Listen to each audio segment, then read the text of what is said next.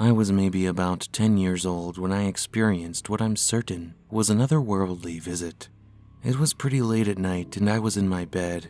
I'm not too sure if I was already awake or was awakened, but my first full memory was that I suddenly became very cold. I grew up in Louisiana and it was a pretty humid night, so I figured my mom just turned on the AC before she went to bed. I went to grab my blanket from the edge of the bed, but I was unable to move, aside from lifting my neck and head slightly. I was scared. As I started to call for my mom, I realized I was only calling for her internally. No sound at all would come out.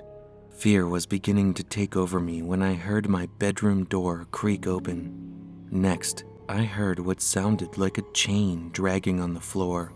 I turned my gaze toward the door, but it never fully opened. It was just open enough for someone to peek in on me.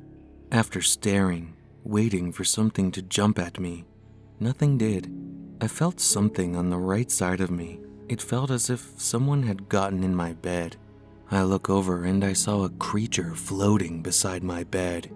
I'm screaming my lungs out, but again, no sound is being produced. The creature starts moving to the foot of the bed. As it moved, I noticed that it had a ball and chain around its leg, but it had no feet and appeared to be floating. As it rounded my bed, me still unable to move or make a sound, I noticed it was wearing pajamas that looked eerily similar to the ones I had when I was younger. I'm freaking out big time. I closed my eyes, still screaming internally, and as I opened them, it was gone. My door slammed shut, and I heard a soft, childlike voice call my name. My next memory was waking up in the morning, afraid to tell anyone what I experienced. After finally talking to my therapist and a few friends who say they experienced similar or other supernatural events, I'm thinking something scared it off. I was born a twin, but my brother died when we were about 3 years old. I don't remember much about him, except we had all the same clothes, including pajamas. I'm pretty convinced it wasn't a dream because it's still very vivid and clear in my mind. So clear I get chills just thinking about that night. And I think my brother's voice is that voice that called to me that night. I've had other experiences since, but this is the one that truly scared me.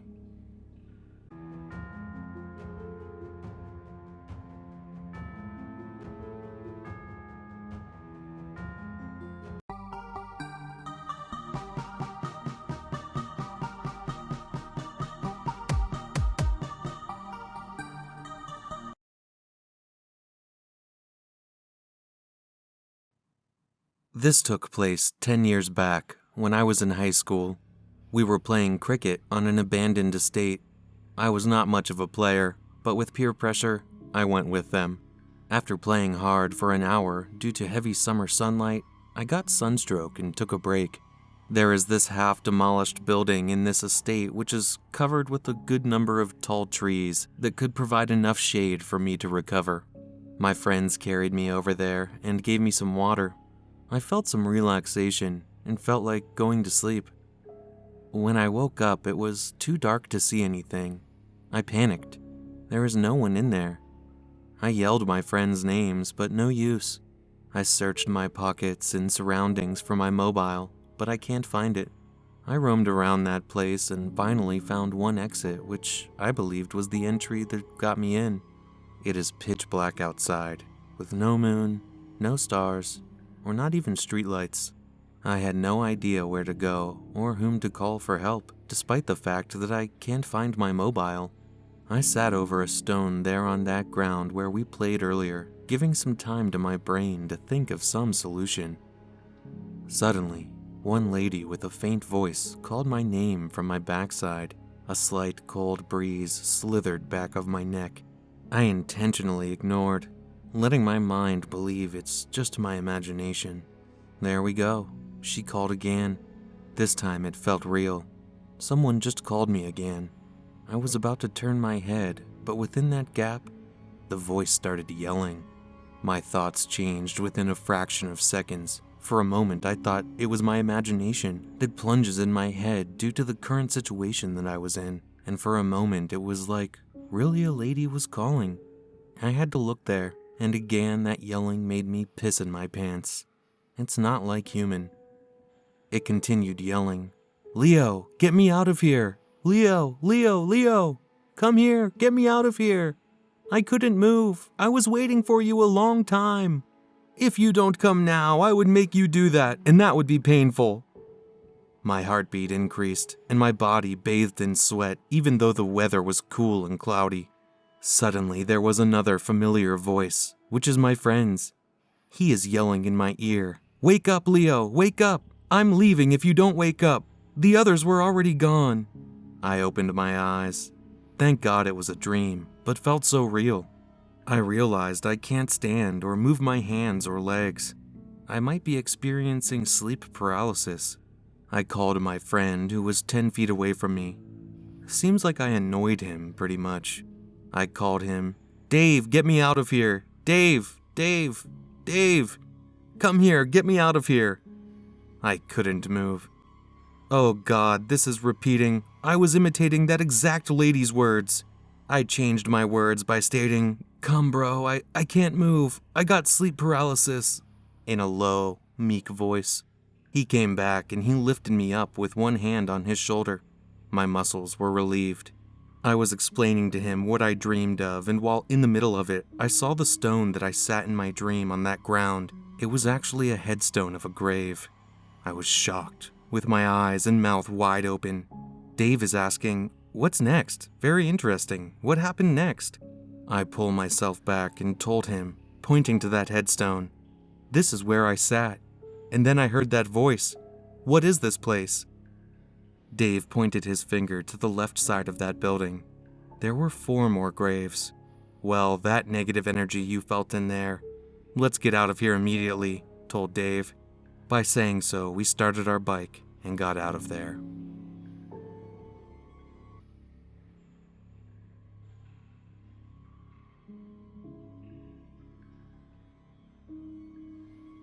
The old estate was once planned for a historical books library. It was owned by a lady, Susan. It was located 10 miles away from town at that time, now 4 miles. The building was half constructed. It was on the 19th February, 1973, apparently 30 years earlier to my experience today. There was an 8-pointer magnitude earthquake that took place in the southern part of the state. There was no much of a damage seen in the city or any crowded places, except this half-constructed building. The walls were not dried. Half of the heavy structures fell apart. The estate suffered 6 deaths, including Susan, and 5 workers. Help came the next day as no one was there to report anything from this construction.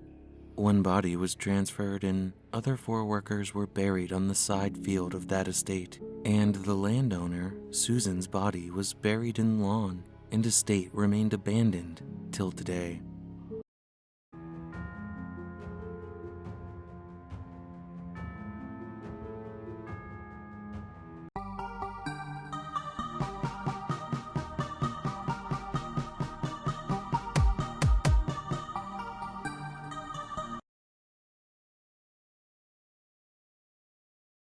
Hi, this is Ian.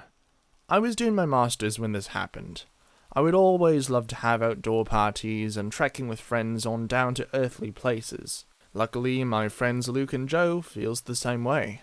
On one Friday, as we got lab preparation holiday for a practical that would be held on Monday, me and my 2 other friends Luke and Joe went for a holiday camping and beach surrounded with scattered woods on one side and Pacific Ocean on the other side. We cooked our own food, we drank fruit beverages, and enjoyed the company of each other. The beach was very much quiet that evening. We didn't see any crowd. It's obvious not everyone is free to enjoy their life. Everyone is stuck in their daily routine jobs or studies. They would only be seen on weekends. Also, I did ignore the fact that we came too far from the city on coastal line to find a peaceful place. It's almost dawn, and we were not finished yet. We planned to stay the night. The main part of camping starts only at night. We had barbecue to cook when it would be the correct time, we set up campfire, and started the music. We were experiencing cold breezes coming often from the currents of water, feeling a little chill, The weather was giving good vibes for the party. We set up the tent and light, parked a car near to us, started cooking the barbecue. The cold breezes increased its frequency. I had this feeling it might be rain or blew away our tent. We started eating, sitting around the fire. The fire was not stable. It was getting bigger and going almost off due to unstable and uneven winds. We just lied flat on the ground, looking into the sky. It was a half-moon day. Sky was somewhat clear, with a little cloudy fog here and there. We were discussing on opening a restaurant in coming summer. The discussion goes by, "We should open a restaurant in coming summer," said Joe, sipping his cola, looking into the sky. How do we get the money? We need to hire staff and raw materials, rent a place. Could we make it? I asked. We go with food on wheels. That would save a lot of money. Later in future we could rent a place and reinvest the money, said Luke. Let's do the math tomorrow on what we need and how to proceed, I told. No, let's do it now, at least in our heads. On the brighter side, what else had we to discuss now? Joe replied. Suddenly, the music fainted away, like slowly reduced its volume. I didn't hear or see any of my friends. I didn't stand. I felt the urge to turn my head towards the ocean. Was I dreaming, or was this true? There's this dark figure human-like structure on the ocean's surface. He was staring with angry red eyes, black mustache, no beard, gold-like metal crown on his head. I saw cloudy fog slowly spreading all over, consuming the beach. The white cloudy fog was everywhere. It surrounded all sides. I tried to sit and see this clearly. I was able to see only the fire next to me and this dark lord or demon. God! I couldn't sit! I felt like I did 99 sit-ups and trying to complete century.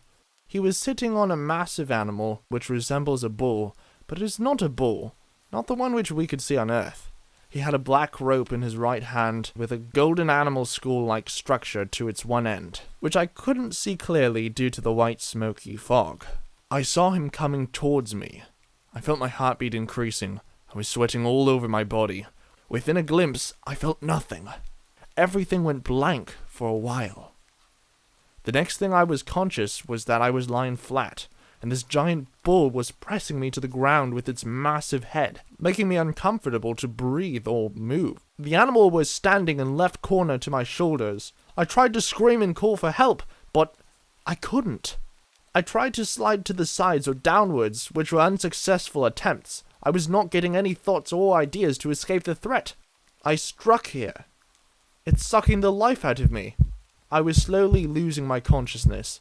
I felt huge weight on my chest. I couldn't bear it. Couldn't anymore. I was losing the control. Next day morning, I woke up on a hospital bed. My friends Luke and Joe said they saw me behaving weird and speaking unfamiliar language and fell unconscious. I didn't tell them what happened to me back there on the beach. It's not quite convincing to believe. They might see me as a freak and run away from me. Death is inevitable. It can come in any form. The form we can't even imagine. Maybe that was not my day to leave. If you see him, don't wait for him to reach you. Run while you can. Run in opposite direction as fast as you can. Hope that might help. Death can't be escaped. But not today.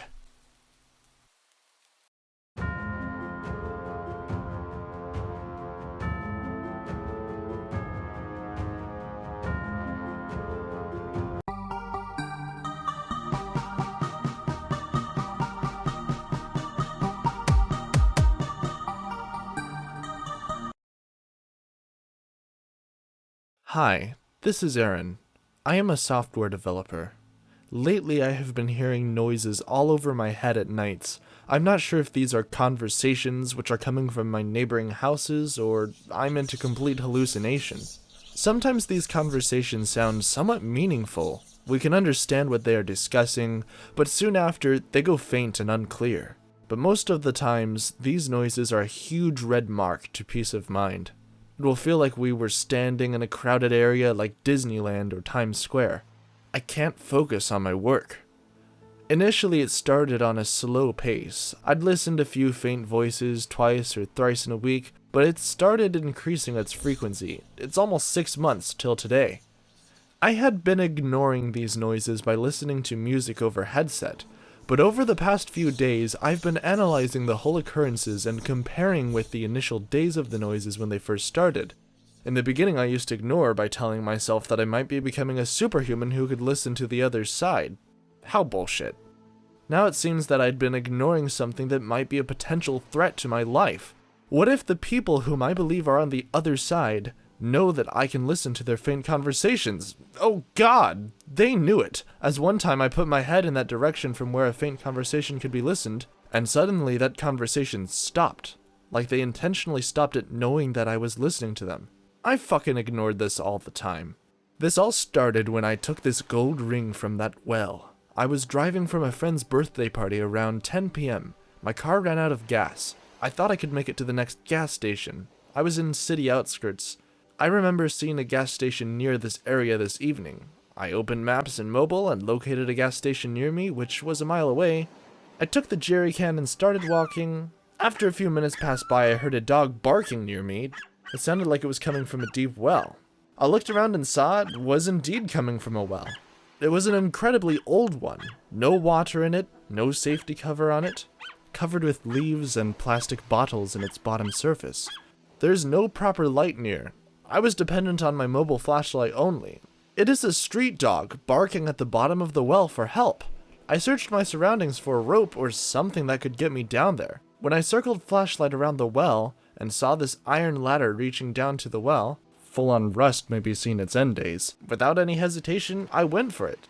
Down there, when I flashed the bottom of the well, I found one thing shining. It was a gold ring. I took it. I managed to hold the dog and brought it out of the well, which approximately took an hour. After that, I filled my car and reached home, which was around 3 a.m. Next day, I woke up at 12 p.m. and forgot about that ring which I took from the well.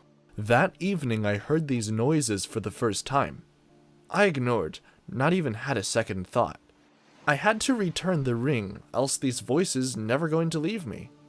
I searched for the ring and found it in my desk drawer. I took it, started my car, and hit the pedal to metal. This place where the well's situated is more or less a 2-hour drive from my place. I think I'm almost there. My car runs out of gas. This is very odd. I filled my car just this noon. It should cover more than this.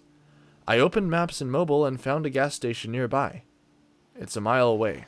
I started walking with can in one hand and torchlight in the other.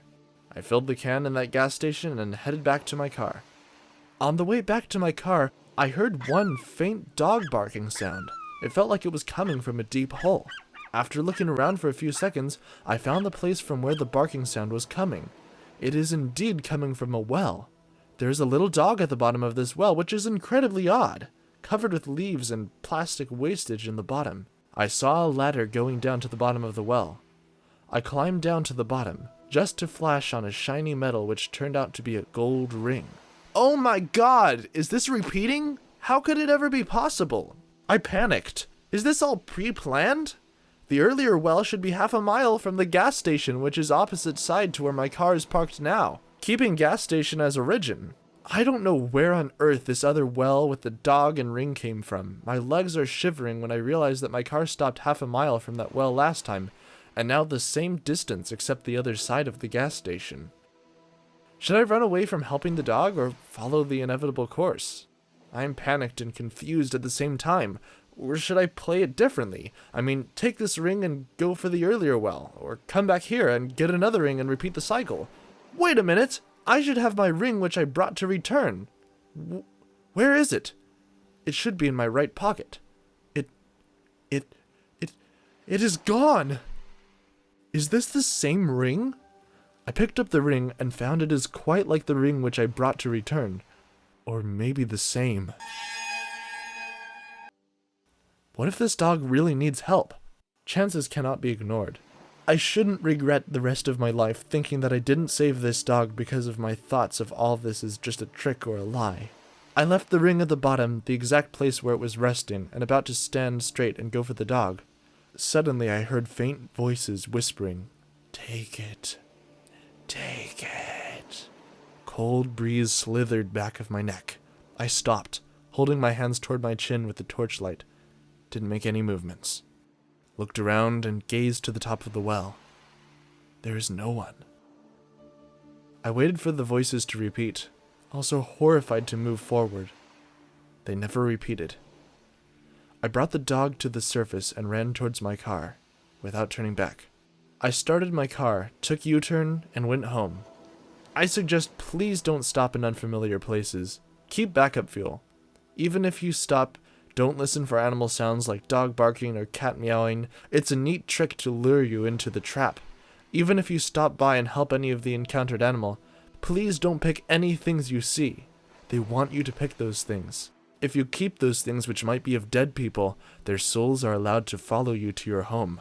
You are giving them the permission to do so.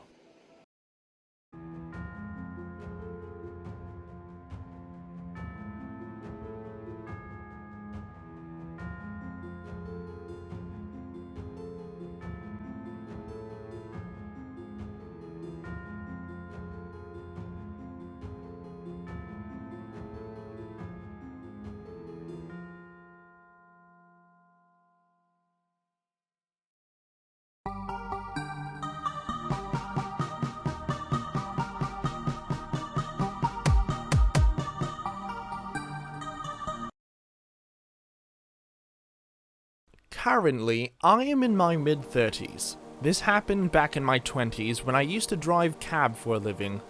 One day, as usual, I finished for the day and was headed home. I was doing 2 shifts a day to pay off my debts and car loan. I was very tired. My back was hurting.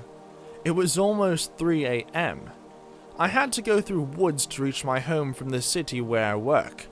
This road through woods is okay at daytime, but it was always a deserted and creepy one at nights.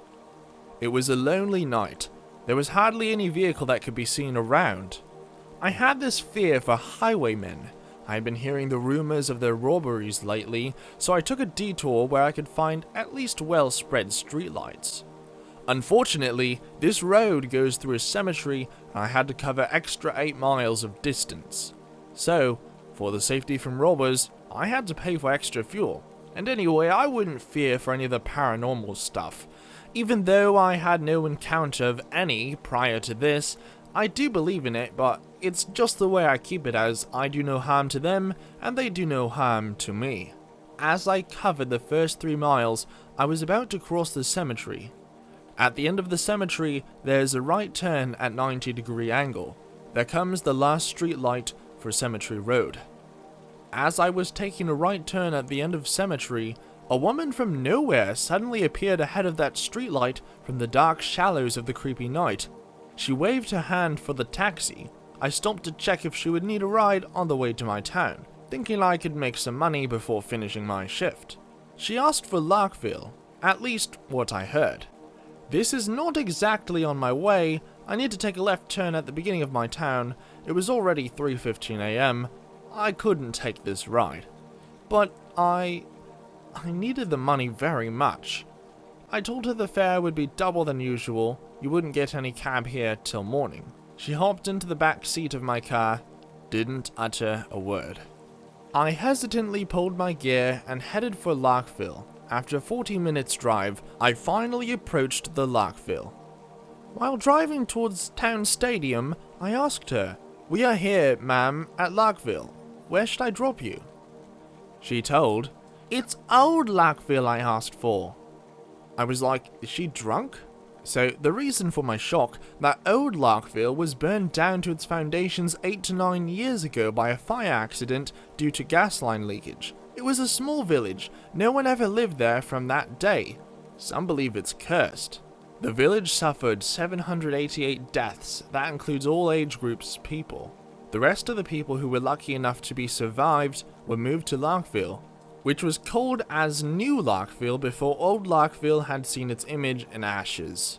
There's 4 miles distance between the two. Why would she want to go to Ghost Town at this time? I asked her, "What? Old Larkville? Didn't you know the place burned down?" Slowly getting a peek at back see-through mirror, she exclaimed in a sad voice, "Am I dead?" I didn't find her in back see-through mirror. I applied brakes, Stood still holding my breath, turned backwards. She wasn't there. What the heck? Where did she go? Doors are not unlocked. She did not even complete her sentence. Car didn't stop. I called her in a low voice, getting out of my car. Hello?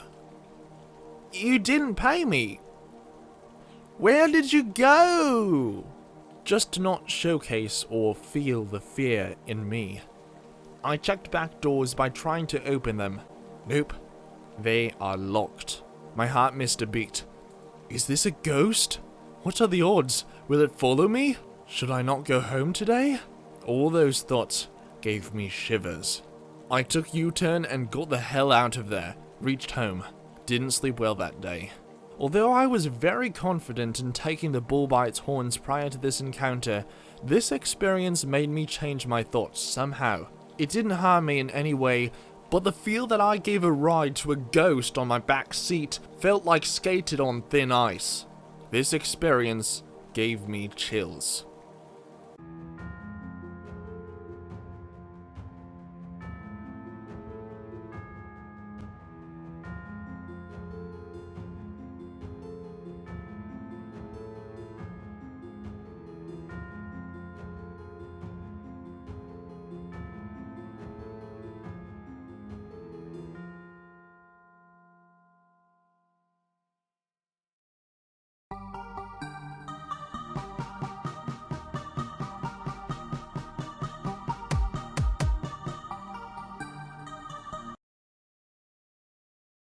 I was in my 30s when this happened.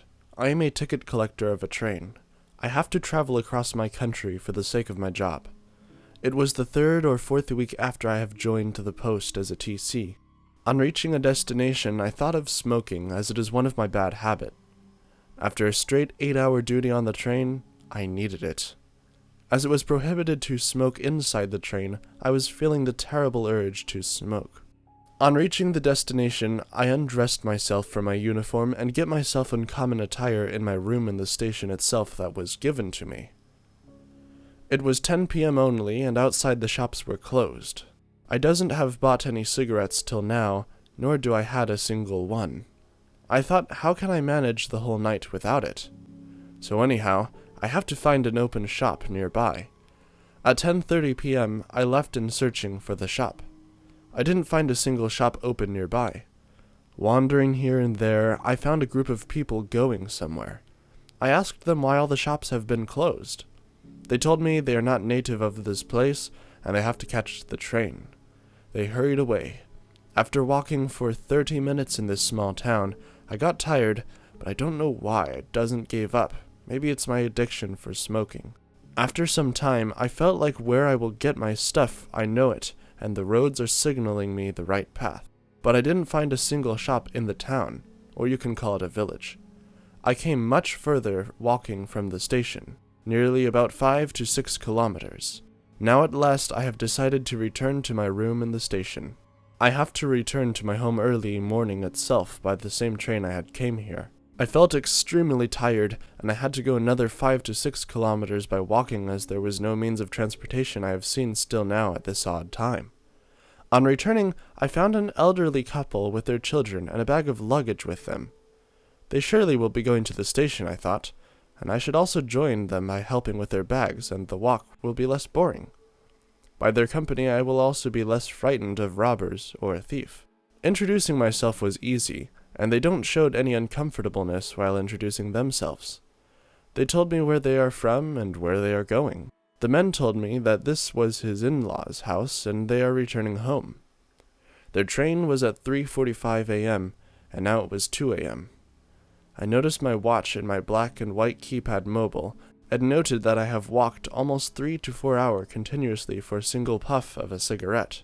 It was 3 a.m. when I reached the station. Station staff asked me where I was. As I was new in this job, I felt hesitant to inform them that I smoke, and it will be a red mark in my reputation. I slept for only 2 hours in my room. At 5:30 a.m., hoping for finding the shop, I came out, and I found 2-3 shops opened and went there. I asked the shopkeeper why the hell was all shop been closed yesterday so early, at 10 p.m. only. The word which came out from his mouth totally surprised me. He said their shops was open until 2 p.m. I asked another shopkeeper, their answer was also same. They told me here, near the station, shops are open until 2 a.m. This place might be a village or a small town, but the station is Junction, a large station, with thousands of passengers pass by every hour. Suddenly, my phone rang. It was from my home. It was my father. He said that there is a bad news. My friend since childhood was no more.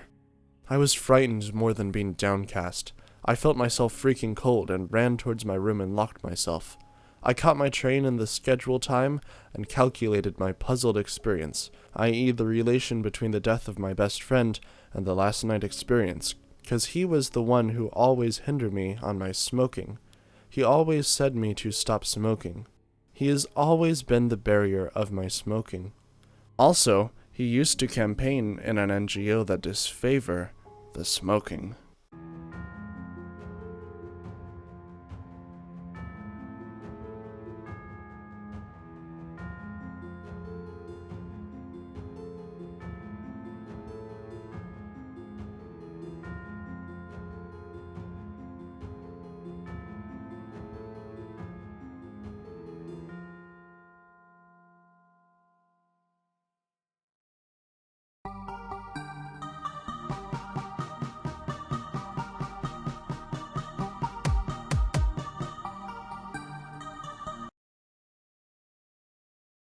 This is something that happened to me when I was about 15 years old and was staying at my friend's house. I still get spooked just thinking about it, and I thought I might share it now.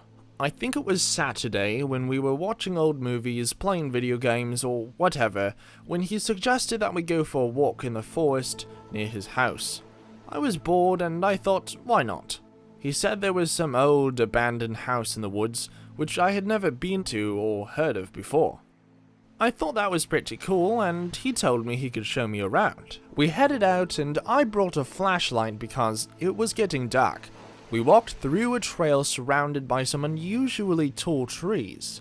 This trail was getting deeper and deeper into the woods, and was not seeing much more than tall grass, stones, and trees. We had walked for around 30 or 40 minutes when it started getting really dark.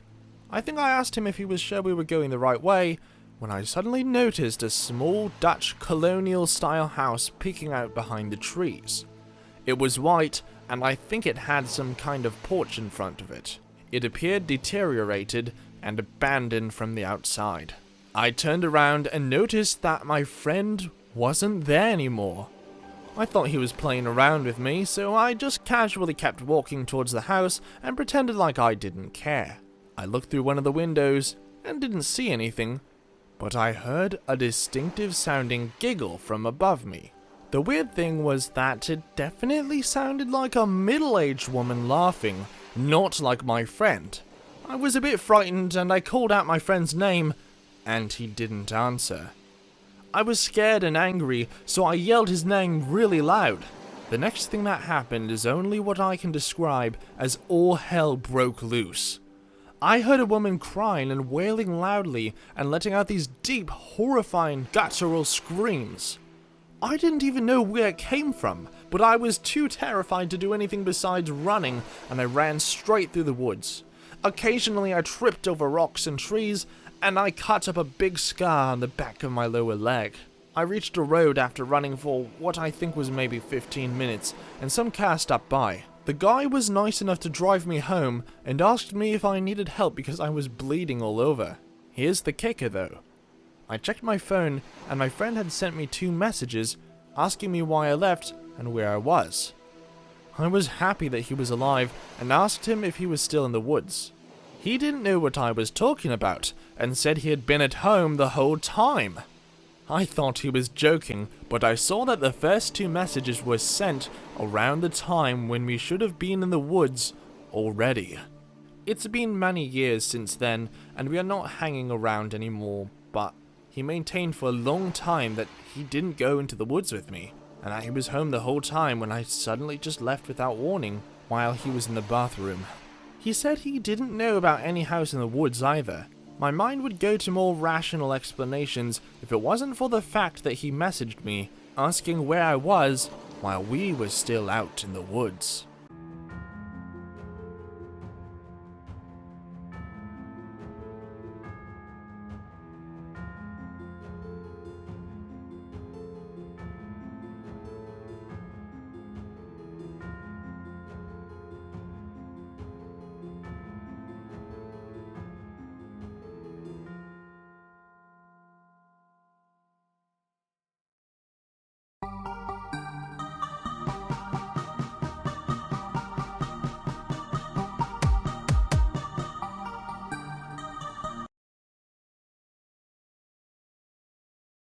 For all security reasons, I wish to remain anonymous. So, for now, you can call me John Doe. I'm here to tell you of my experience into the afterlife. An experience I wish I haven't undergone, along with two of my former colleagues. God bless their souls, and I hope like hell they get out of that miserable place. I suppose it was my fault their souls are now trapped in there, with those hideous things inside of it.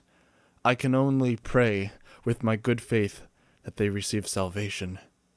Some of you may be wondering, what was the afterlife like? What was I doing in there? Well, this was something that was meant to be an experiment, to see if our existence could transcend the notion of physical reality, and into what some people call heaven, hell, purgatory, or what some people refer to as the astral plane, or more specifically, the afterlife. But before I begin, I'll introduce myself with my background. As I said, you can call me John Doe, as I refuse to use my name for security reasons. My former colleagues, whom I'll call Jane Doe and Jack Doe, were two of the best-known people I've ever worked with for over 20 years. They're gone now, and I blame myself for it. It's been about 5 years since I left the facility without saying a word about the incident. But I believe now is the time to talk about my experience. I won't give you every detail of my experience, so I'll provide you with the most important parts. This all began when we were working together along with 37 other people in a top-secret military facility that deals with things humans normally pass off as superstition. Things like UFOs, ghosts, angels, demons, and other mythical creatures and things we talked about. We captured very interesting evidence of some of these phenomena, particularly ghosts and UFOs. We even managed to capture the first crystal-clear image of a skinwalker, thanks to one of our top-secret hidden cameras in a forest that Native Americans said was haunted by said entities. The creature looked terrifying, but that was nothing compared to what my colleagues and I had experienced during our time in the afterlife. 2 weeks passed at that time before it was decided that it's not enough to just get clear, irrefutable photos and recordings of such things. So, what if someone alive enters into that unknown realm? That was the question one of our superiors asked. It was then decided that we should see what it's like on the other side, the afterlife. A couple of scientists working in our facility introduced a new form of technology that allows one to go into the afterlife. It was a machine with a bed strapped to it, and it had 3 tubes with needles at the end of each of them. I didn't know their names at the time. One of the scientists explained that one of these tubes, hooked up to the machine, injects an unknown poison which is capable of killing a person in a matter of seconds without feeling pain, while another tube injects this unknown liquid which helps neutralize the poison. The third tube injects another unknown liquid that can help revive a person in a matter of seconds. They didn't say what this machine and the liquids are, as they said it's top secret and the machine is one of 3 prototypes. I suppose they planned for this moment, and just like that, I along with 2 aforementioned colleagues were selected to take part in this experiment. I was reluctant at first, scared in fact. I was hesitant to say yes. One of the scientists who was working on the machine told us 2 things. The machine is guaranteed to work, as they have tested this themselves and everything is working fine. If one of us refused, we'll be serving time in a military prison, and we'll be worse off in there than we would be in the afterlife. Fine, I said. I didn't like the idea of being put in such a military prison, let alone putting my fellow colleagues in that situation too, so I reluctantly agreed, as did my 2 colleagues, Jane and Jack. We all laid in the bed strapped to the machines, and the scientists then inserted the tubes into our bodies. Luckily, they injected a numbing medication before they put it in. It would hurt like hell if it didn't. We all tried our best to stay calm while the scientists began activating the machines. After a couple of minutes, the machines were ready, and the scientists gave us one last question. Keep in mind, I said this works, but I also said this is a prototype. So there's a very slim chance that you might never come back from this. You got 15 minutes. Do you have any last words before we begin? Yes, if I don't ever make it back, please tell my wife and children that I love them, I said, and with the chance I might never come back from this. Jane felt the same way, and wishes that her husband and children hear the same words. Jack, though, didn't have anyone on the other hand. I understood that he was a loner, and didn't have anyone close to in his life, so he said nothing, and the scientist shrugged it off. He was still a good guy, nevertheless, and I respected him along with Jane. Very well, the scientist said, before activating one of the tubes. I noticed the poisonous liquid flowing through the tube before reaching inside my body. I did not feel any pain, but I felt like my body was slowly becoming paralyzed. Good luck, were two faint words I could hear from the doctor's mouth before everything went dark, and I could see or hear nothing. Shortly after, I could see again, and I could see myself floating directly above my body. I turned to look around, and I could see Jane and Jack floating as well. Jane looked down and was surprised to see her own body. Jack saw his body, but gave no reaction, as if he didn't care. Of course, I knew he was the one who follows orders, but he's also the silent type, sometimes looking depressed. But I guess his excellence in combat as well as intelligence gathering brought him into the facility. Nevertheless, I didn't have much time to dwell on his life. I looked around and saw the scientists speaking to each other regarding the experiment. Looking at one of the scientists, I could hear his words crystal clear, but I could also see his face crystal clear as well. He usually shaves his mustache, but I could still see that he missed a tiny spot that appeared to be invisible to the naked eye. I couldn't even tell he missed it when I was alive. I held back a laughter nonetheless, and my colleagues and I decided that it's time to leave the facility and see what we can find. I was trying to figure out how to descend, but there was nothing I could do. That's when I discovered that soon as I thought myself descending down, the thought of it somehow made me descend back down to the floor. Jane and Jack looked surprised, and I told them what I did. They followed suit, and were amazed of my discovery. It seems that within the afterlife, your thoughts create the situation or moment for you. To confirm this, I decided to think that I will be at my childhood home, and just like that, I was right there, in front of me. I could not explain how I've gotten there so fast. Perhaps it was the speed of thought. My old house was a few thousand miles from where I was working. Suddenly, Jane appeared behind me, followed by Jack. She explained that she thought of being next to me, and then it happened. Jack thought the same thing. This was an interesting discovery, and this is something we needed to relay to our superiors once this experiment is over. I turned to look again at my house, and I could see that it had been abandoned. No one else has lived in that house for 35 years, ever since my parents have passed. I pray that they're in heaven or someplace better, and not in that demonic thing operated by those devils. Understanding that we could move where our thoughts take us, I decided we should think ourselves flying forward. And we did.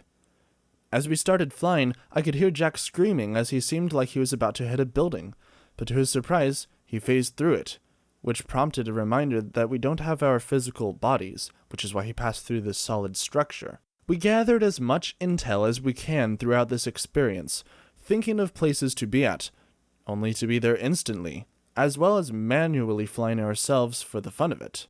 We even saw people who have deceased or are currently performing what is called astral projection. I began to marvel at the sight of everything in this world, along with its beauty. This is when I had this one idea.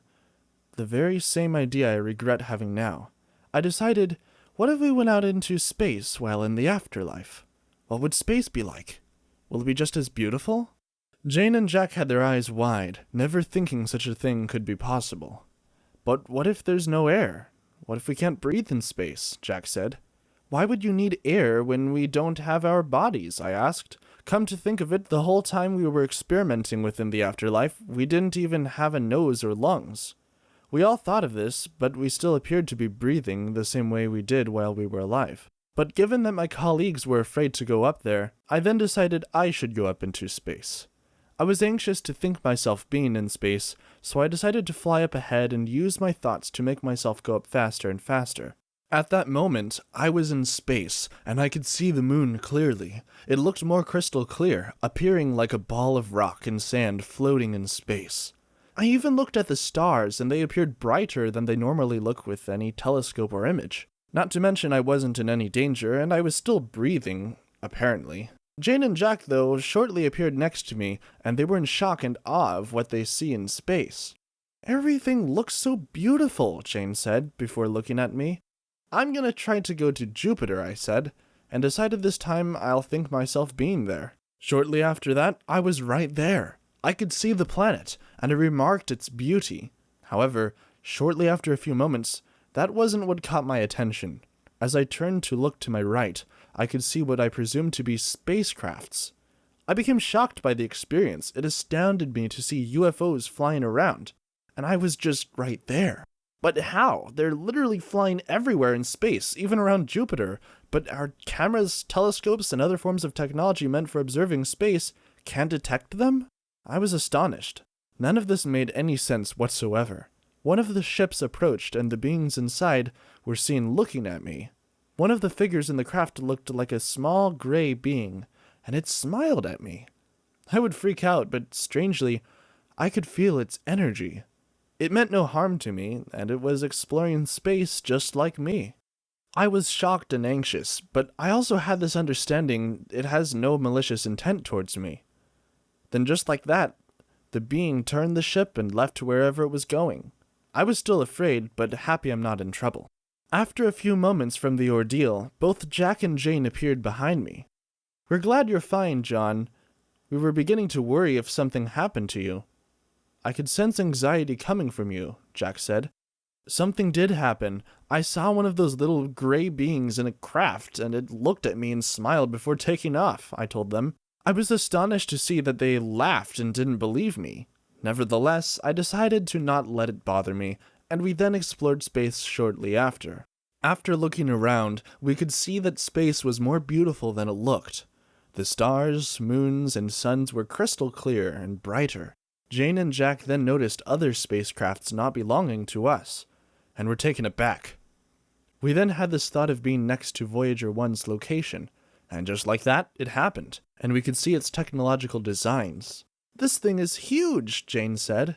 "That's what she said," Jack jokingly stated, and that's when Jane got mad and flipped him off before we continued on. She's never the person to do that, but that's only if you don't get on her bad side or say the wrong things to her. I then decided that besides Jupiter, we should also take a look at the other big planets, that being Uranus, Neptune, and of course, Saturn. We thought ourselves being at Uranus and Neptune at first. We could even see the rings around Uranus, which would appear faint to the naked eye. But from our view, it was clearly right there.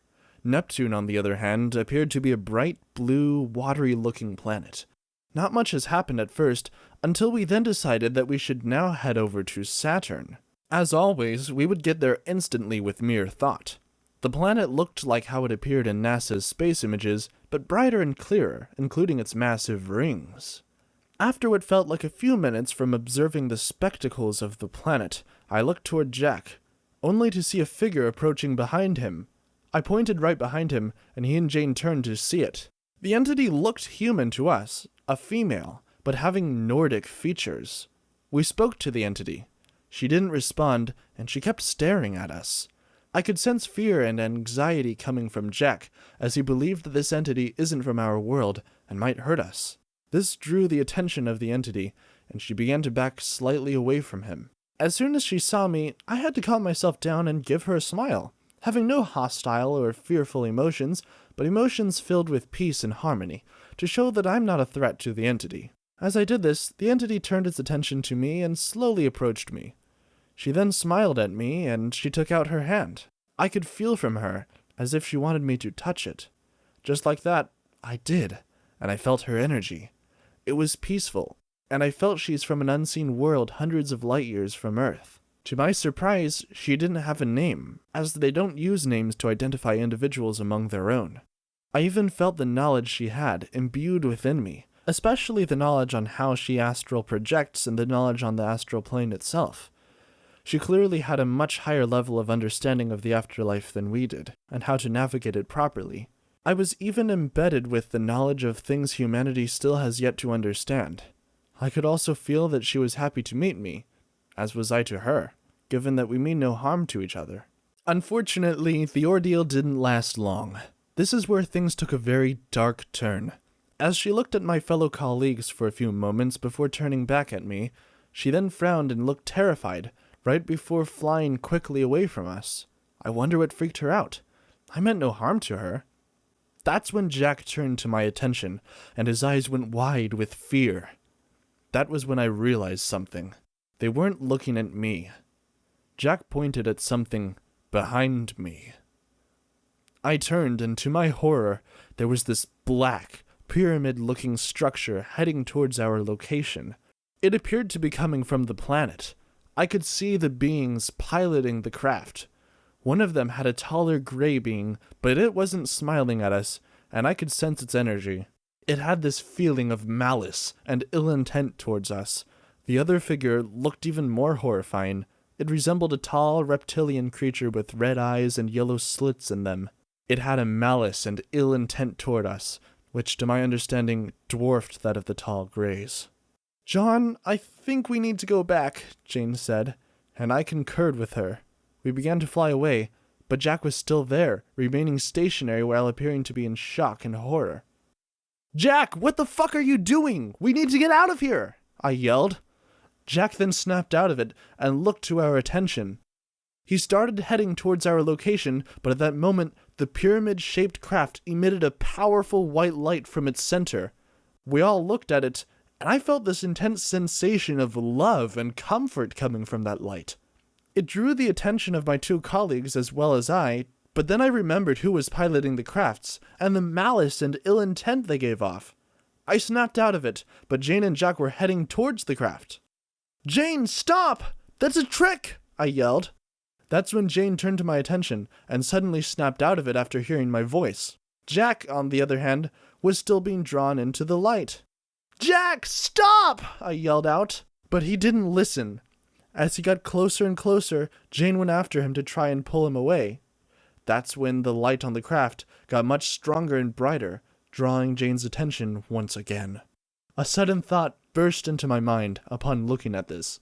The entity I previously met knew about this craft, and I understood why she was fearful. That craft is obviously a trapping mechanism for souls, and from further knowledge I gained from her, souls were being kept inside small containers inside those ships, and are used as nothing more than batteries. She was warned about the beings operating the crafts, as they're said to have ill intent towards other beings, including us. After being aware of this, I yelled to Jane and Jack, only this time, Jane wasn't responding as the light and the effects that it had on them were much stronger. As they got to the end, the light then shut off, revealing an opening within the craft, where Jack and Jane went in. Shortly after, I could sense Jack and Jane finally snap out of it, only to be too late. I could then sense they were being forcibly taken by other beings inside the craft, and were forced to undergo a powerful shock treatment that affects their souls. This treatment was capable of wiping their minds clean of previous experiences, causing permanent amnesia. As that wasn't horrifying enough, the beings piloting the craft turned their attention towards me. I began to worry and take off as fast as I can, only to be chased down by a craft that was coming at me much quicker. Just as I thought I would get caught next, I suddenly felt myself being pulled back into my body in a mere instant. Just like that, I suddenly woke up back on the bed. The scientists were happy to see I was awake, but they appeared to be having trouble bringing back Jack and Jane. I looked at their bodies, and I began to sob. The scientists had no idea what just happened, but I knew the truth. Jack and Jane were now gone. "They're dead," I said in a crying mess. "What? How? Did the prototypes fail?" one scientist then asked anxiously. "No, they were taken by those evil creatures. Those devils," I said out of anger. But they didn't believe me. They simply assumed I was suffering from mass hysteria. I'm telling you the fucking truth, goddammit! Jack and Jane are dead, for good, I said, out of rage. That's enough, said one of my superiors. Come with us to the debriefing room, he then instructed me. In the debriefing room, I told them everything we had seen and experienced. I even told them of the craft that took both Jack and Jane. All of the experiences that occurred, especially my meeting with the Nordic entity and those evil things. All except one of my superiors walked out of the debriefing room without saying a word. I suppose none of them believed a word I said. That was until the remaining superior held up a folder and put it in front of me. Open it, he said. I did, and as I did that, it had pictures. I felt my heart pound rapidly for the first time. They were pictures of that same craft, the one piloted by those devils. And it's clear they were taken by a camera, capable of seeing things we simply can't see with the naked eye. They come to our world from time to time, he said, and I listened in. We had no idea why they're here, but it seems your descriptions of the craft matched the one we had in the pictures. I figured that you would encounter them, which is why I brought these pictures.